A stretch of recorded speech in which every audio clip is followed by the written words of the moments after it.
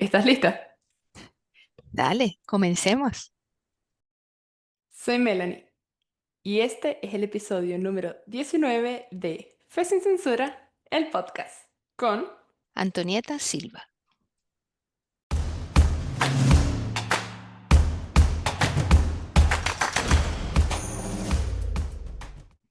Bienvenidos una vez más al podcast en el que rompemos esquemas a la luz de la Biblia.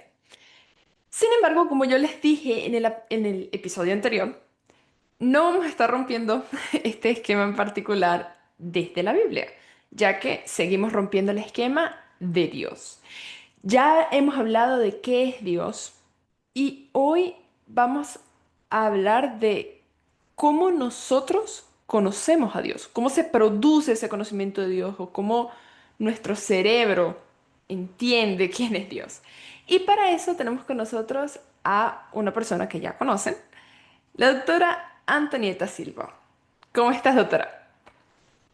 Muy bien, Melanie. Y me encanta esta temporada de tus episodios. Realmente es desafiante y es interesante.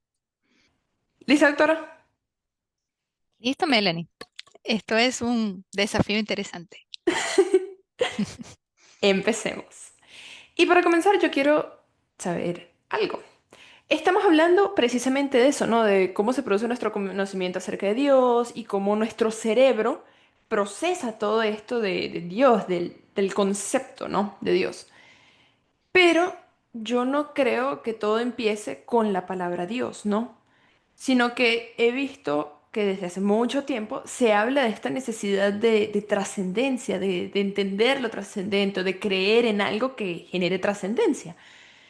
¿De dónde sale esta necesidad? O sea, ¿por qué está o de dónde se produce esta necesidad del ser humano de creer en algo trascendente?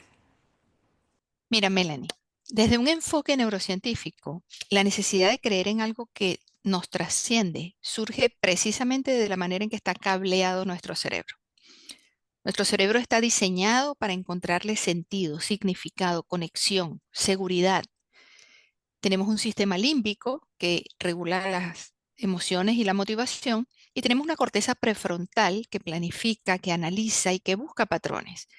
Estos dos sistemas trabajan juntos para interpretar el mundo que nos rodea y, por supuesto, para encontrar explicaciones de aquellas cosas que no comprendemos, visibles o invisibles. Por eso, eh, cuando nosotros, por ejemplo, oramos o meditamos o tenemos alguna conexión con Dios, se activan áreas de nuestro cerebro que generan esa experiencia de trascendencia, esa sensación de unidad con algo más grande. Eso explica por qué la espiritualidad y la fe no son solo construcciones culturales, sino que tienen una base cerebral adaptativa que nos ayuda en la supervivencia emocional y en la supervivencia social. En resumen, el cerebro humano está diseñado para buscar significado, para buscar conexión, y la creencia en Dios, la creencia en lo trascendente, es una de las formas más efectivas que nosotros tenemos para satisfacer esa necesidad profunda. Ok, pero a ver, tiempo.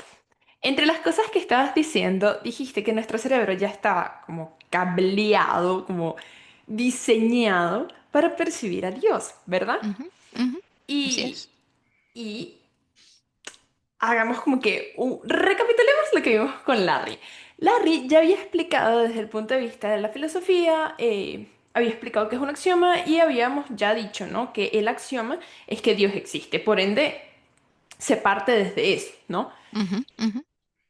Sin embargo, como el objetivo de esta temporada es justamente debatir, ¿no? La existencia de Dios, etcétera, etcétera, yo he escuchado como un argumento que presentan algunas personas que he escuchado que no son creyentes, que Dios es un producto de nuestra mente, ¿no? Mm.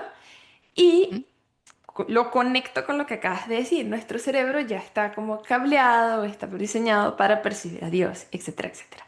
Ya puede existir la posibilidad de que como nosotros estamos diseñados para para buscar trascendencia o para percibir como que lo no visible, y etcétera, etcétera, que Dios sea un producto de nuestra mente, que Dios sea un producto de ese diseño, de ese cable, de ese diseño conectado así. ¿Puede ser, es una posibilidad o estoy diciendo una locura? No, Melanie, no lo es.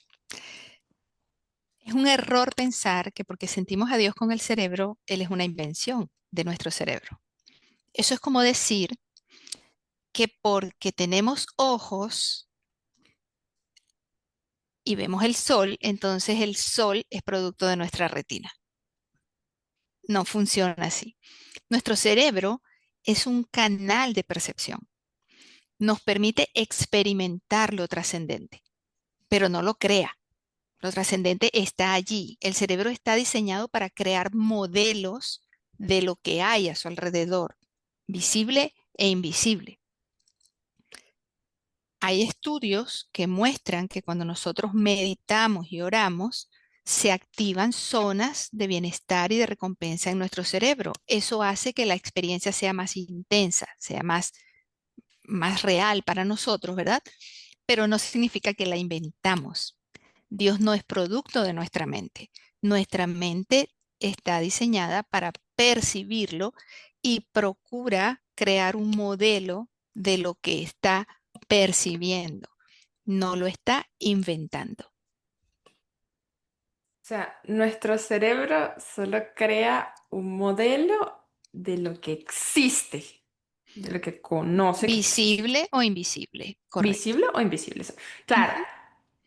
Y entonces, ¿qué le dirías a las personas que, a ver, argumento número dos que he escuchado, ¿qué le dirías a las personas que dicen que Dios es un producto de un delirio colectivo? A ver, yo no tengo como que mucho conocimiento de lo que es un delirio colectivo, pero entiendo que es algo así como que muchas personas dicen que está, entonces yo también creo que está porque muchos lo dicen, algo así. No. No, Melanie. Empecemos por precisar algunas cosas. Un delirio no es una creencia. Un delirio es una conducta, o mejor dicho, es un grupo de conductas que son rígidas, que son desadaptativas, que están asociadas a disfunción social o disfunción intelectual. La fe en Dios no cumple con esos criterios. Un delirio, por ejemplo, no genera sistemas filosóficos coherentes, no produce instituciones estables a lo largo de milenios, no coexiste con alto funcionamiento intelectual sostenido. Una persona con esquizofrenia, por ejemplo, puede creer que Dios le habla a través del televisor a ella, y solo a ella. Pero la creencia en Dios, la fe en Dios e incluso las religiones marcan como, establecen como marcos simbólicos compartidos. Tienen reglas interpretativas, tienen correcciones internas, tienen debates como el que tú estás haciendo en este momento. Es decir, desde la psicología cultural, la fe en Dios es un fenómeno normativo, no es un fenómeno patológico. Un delirio es un fenómeno patológico. Entonces, llamar delirio colectivo a la creencia en Dios es una imprecisión clínica, no es un diagnóstico científico. Mm, te entiendo. Sin embargo, viene mi siguiente pregunta. Porque, ok, ¿Ok? ya, no es un delirio colectivo, no es un delirio colectivo, no es una patología, sino todo un sistema filosófico. Ahora, punto y seguido. ¿Por, por qué Dios, verdad? Como que en su interacción, o en la interacción que tiene Dios con cada persona, es subjetiva, es personal, ¿sabes? Es como cerradita entre tú y Dios y ya. Y no simplemente entonces se muestra como que abiertamente a las personas. Porque, a ver, tiempo. Porque también es esto, ¿no? De que sí, no nos estamos yendo en contra de que Dios existe, pero también está complicado para las personas creer si es todo tan personal, tan cerrado, porque eso implicaría, ¿verdad? Que yo tengo que creer en el testimonio de la otra persona, porque Dios no simplemente se manifiesta a todo el mundo, ¿verdad? Para que todo el mundo lo conozca. O sea, estás diciendo que por qué no es una manifestación Ajá, universal, universal. como que, exacto, universal, visible así, como que se te parece frente a todo el mundo. ¿Tú sabes qué perdería el ser humano si eso pasara? ¿Qué? La libertad. ¿Por? Una manifestación inequívoca de Dios, algo así como que cada vez que tú vas a hacer algo incorrecto o piensas algo incorrecto, una voz universal así te dijera que eso no está bien y que eso no lo tienes que hacer. Es decir, si cada acto inmoral activara una señal cerebral divina inmediata, no habría decisión ética, Melanie. Eso sería un reflejo condicionado. Eso es como que tú quieras hacer algo que tú sabes que tu mamá o tu papá no aprueban y te paras frente a ellos y te dicen que si lo quieres hacer tal cosa y tú lo quieres hacer, pero ellos están ahí, te sentirías libre para decir sí, sí lo quiero hacer. No, no lo hago. Sería una decisión libre, No. no sería una decisión libre. El hecho de que nosotros no tengamos una visión inequívoca, universal, inmediata de Dios y de con lo que Dios considera correcto, es un respeto a nuestra libertad. De hecho, la presencia del árbol del conocimiento de del bien y el mal en el Edén era precisamente eso, una opción de libertad, una libertad que podemos escoger voluntariamente porque Dios nos hizo libres. Y esa libertad es importante para nosotros. Entonces, no tenemos un ente que nos condicione a actuar hacia lo que Él considera correcto. Tenemos un ser que nos dio la posibilidad de tomar decisiones libres, decisiones éticas libres, y que podemos ejercer eso precisamente porque Él no está allí directamente manifestándose, condicionándonos, obligándonos como robots. Tal, creo que nunca lo había visto de esa forma. O sea, Dios. Porque, obvio, ¿no? Mi pensamiento siempre ha sido, por qué no te pareces? O sea, si tú no quieres, ¿verdad? Que el mundo dude de ti o... Nada, si quieres tener una relación con el mundo, más que si dudan o no, ¿por qué no te les apareces? Nunca había pensado que obviamente, si él se aparece, o si, oyéndonos a la Biblia, en este caso, ¿no? Si no está el árbol del bien en mal, implica que no hay bien o mal. Por ende, yo no O lo puedo sea, decidir. es que fíjate, nuestro cerebro procesa la información a través de símbolos, de emociones, de una narrativa. Nosotros le damos historia, le damos discurso a lo que creemos, ¿verdad? Entonces, una manifestación inequívoca de Dios sería percibida por el cerebro como una imposición Exactamente. y eliminaría la posibilidad, la libertad de elección, eliminaría la capacidad de la fe. La manifestación personal, más bien, permite una relación genuina, ¿ok? Se acerca como un padre, no como un dictador que impone. Y la neurociencia demuestra que la experiencia subjetiva de lo divino activa más bien vínculos que nos permiten a nosotros ejercer nuestra libertad. Y eso refuerza la conexión y eso es una motivación ética. Uy, te detengo, justamente por lo Ah, que estás diciendo. Entonces, nosotros la decisión que tomamos con respecto de creer a Dios es solamente emocional. ¿O existe un factor lógico o una conclusión lógica por la cual decidir creer en Dios? no, no es ni una sola cosa ni la otra. Es decir, no es exclusivamente emocional ni puramente racional. La psicología cognitiva señala que la fe integra emoción, intuición y razonamiento abstracto. Las emociones nos alertan, ¿verdad?, sobre el significado y el propósito. La razón nos permite profundizar y articular la experiencia. Y ambas en conexión son los que construyen nuestra fe. Por eso la fe se define como la certeza de lo que se espera y la convicción de lo que no se ve. Convicción, un análisis racional. Estoy convencida de que Dios existe, de que hay ese ser trascendente que no puedo ver, pero que es real. Y certeza, la seguridad de que ese ser tiene una relación conmigo, puedo tener una conexión con él. Ahora, que hay personas que llegan a Dios o llegan a ese conocimiento de Dios a partir de una emoción, sí, sí la hay. Una persona que pierde un ser querido y descubre cuál es la perspectiva teísta de la vida como tal y de la muerte, pues indiscutiblemente puede llegar a él desde esa eh, experiencia, desde esa emoción.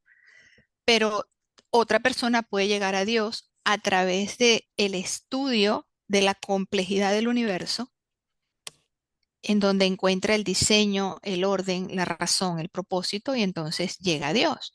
Me gusta el pensamiento de Pasteur cuando dice, poca ciencia te aleja de Dios, mucha ciencia te acerca a Él. Entonces hay personas que son más racionales, que no están teniendo ninguna situación emocional en su vida, que simplemente quieren conocer a Dios y analizan y profundizan en el estudio de la literatura teísta, ¿verdad? De la Biblia, y llegan al conocimiento de Dios desde esa perspectiva y luego lo complementan desarrollando una experiencia con Él. Y hay otros que es al revés, tienen una experiencia emocional que les acerca a Él y entonces luego comienzan a estudiar y a profundizar en ese conocimiento, pero ambas cosas terminan integradas. Dios no es solo una necesidad emocional o solo una conclusión lógica, es las dos. Y existe la posibilidad, a ver, nuestro cerebro, tú dijiste al inicio que cuando nosotros ya creemos en Dios, existe un cambio en nuestro cerebro y como que nosotros, nuestra forma de pensar y todo cambia hacia las otras personas y así, ¿verdad? Ya, chévere. Entonces nosotros vemos que Dios, creer en Dios hace un cambio en nuestro cerebro. Ujú. Ahora, ahora, creer en Dios cambia nuestro cerebro solo hacia las... A ver, tiempo. Porque la pregunta es más compleja de lo que pensé que iba a ser. Creer en Dios, el cambio solo es con respecto al resto, ¿no? A como yo trato el resto, así al prójimo. O también existe un cambio en nuestro cerebro que cambia la forma en la que nosotros vemos a Dios o concebimos a Dios. Recordando que obviamente no estamos hablando de cómo nuestro cerebro percibe el conocimiento de Dios, ¿ya? Entonces, cuando nosotros empezamos a creer en Dios, nuestro cerebro también cambia la forma en la que lo percibimos a Él. O solo tipo horizontal con mis hermanos. No, no, no. Tienes razón, es bidireccional. Es bidireccional. Dios hace un cambio biológico en nuestro cerebro.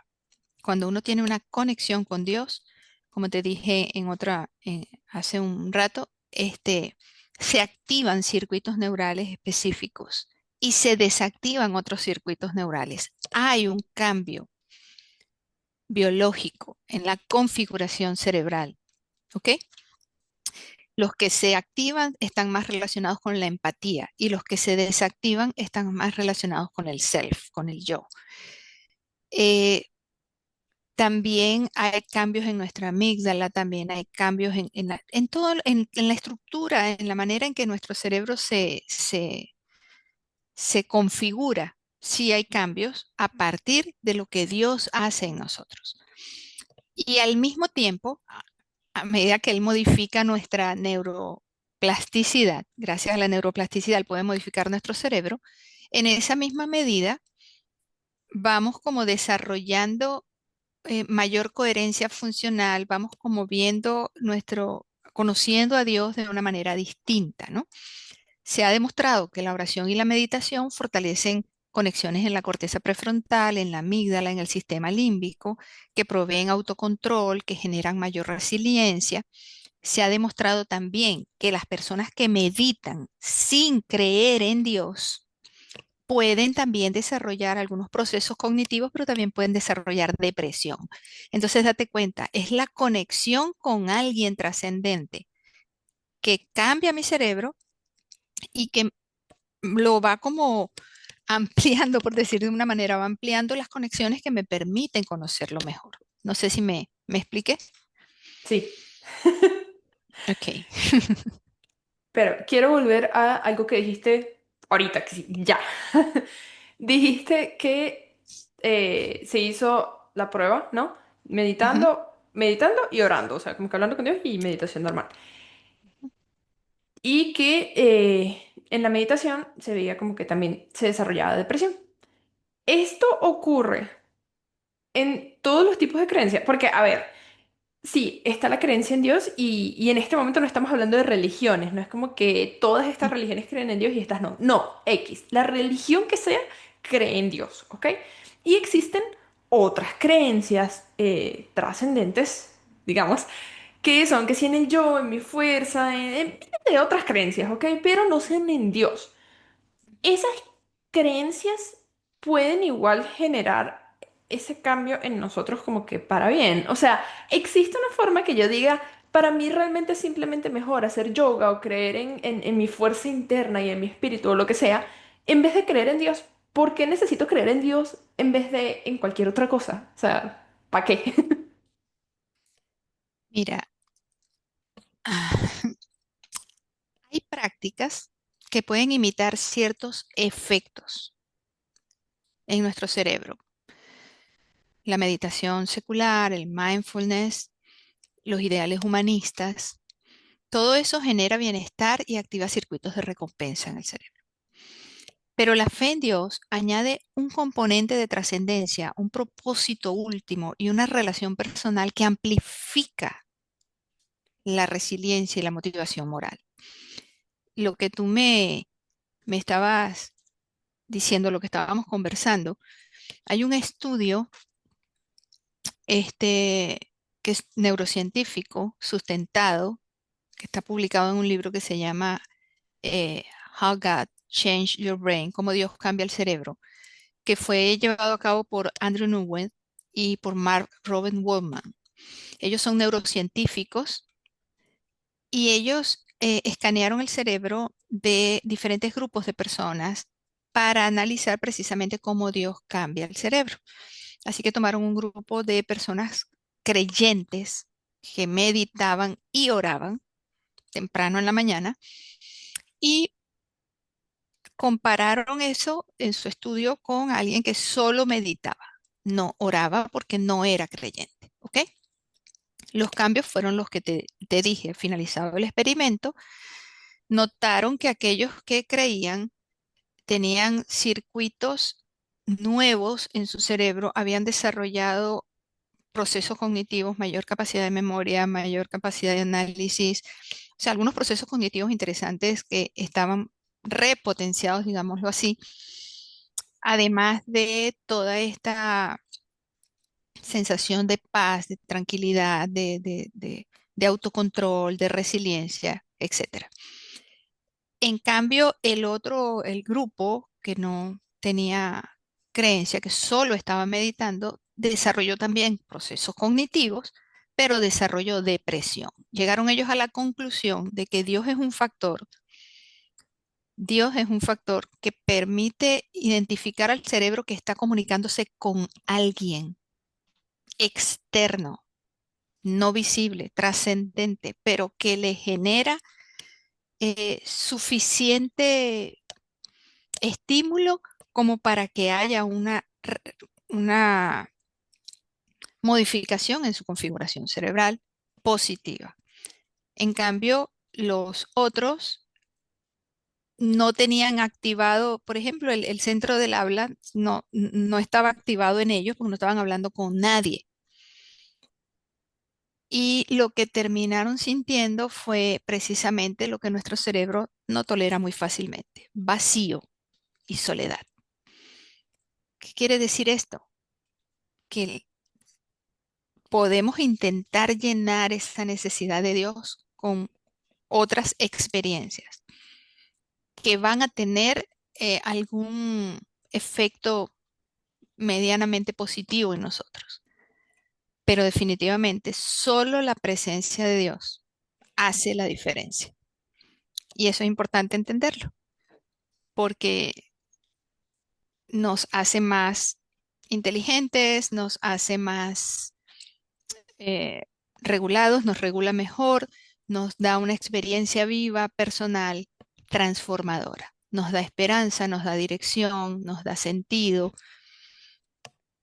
lo cual no ocurre con las otras creencias.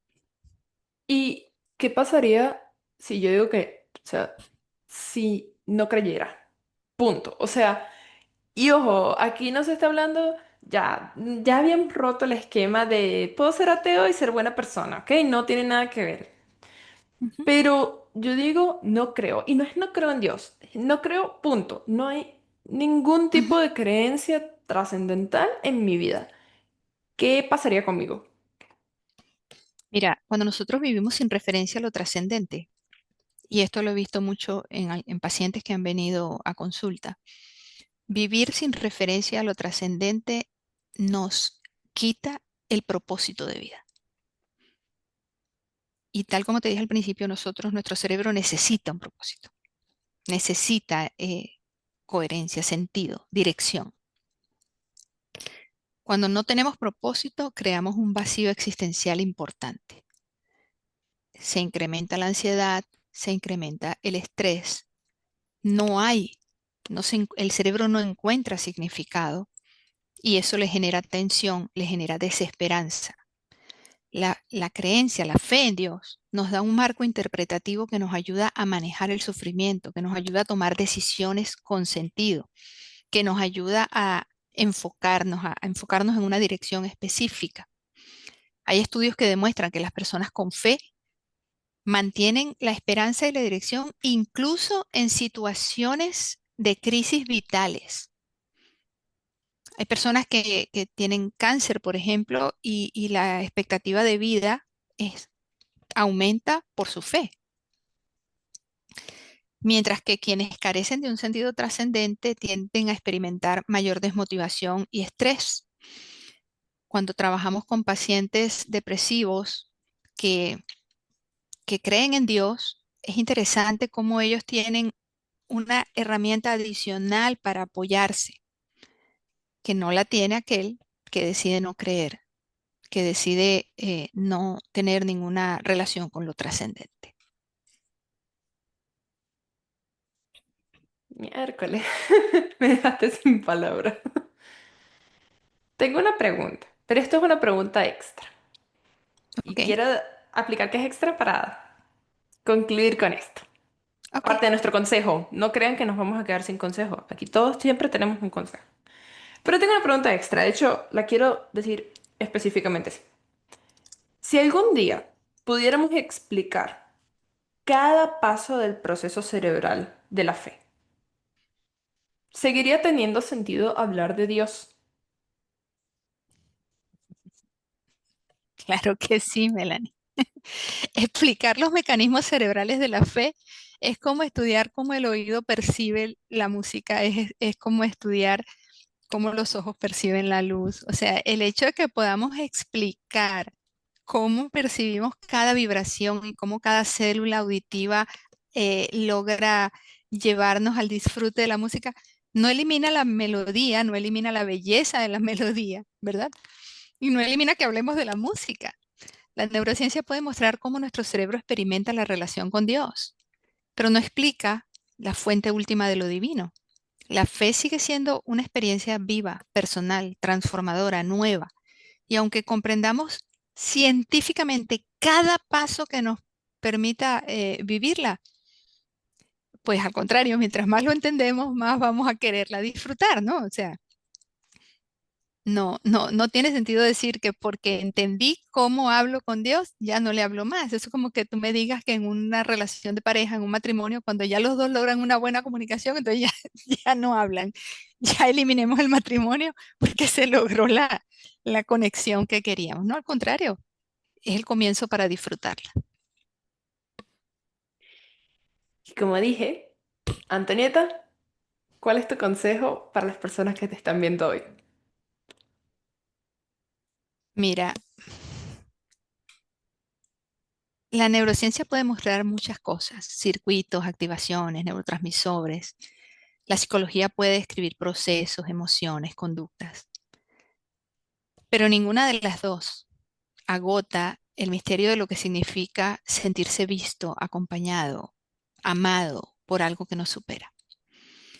Cuando una persona cree en Dios, Melanie, no apaga la mente, la ordena, no huye de la realidad, la amplía. Algo cambia por dentro.